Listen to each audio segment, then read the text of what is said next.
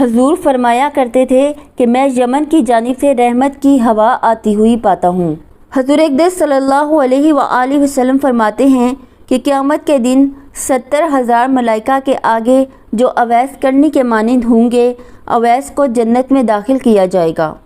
تاکہ مخلوق ان کو شناخت نہ کر سکے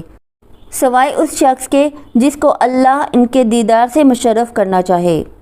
اس لیے آپ نے خلوت نشین ہو کر اور مخلوق سے روپوشی اختیار کر کے محض اس لیے عبادت اور ریاضت اختیار کی کہ آپ دنیا کو برگزیدہ تصور نہ کریں، اور اسی مصلحت کے پیش نظر قیامت کے دن آپ کی پردہ داری قائم رکھی جائے گی۔ حضور اقدس صلی اللہ علیہ وآلہ وسلم نے فرمایا کہ میری امت میں ایک ایسا شخص ہے جس کی شفاعت سے قبیلہ ربیہ اور میزر کی بیڑوں کے بال کے برابر گناہگاروں کو بخش دیا جائے گا۔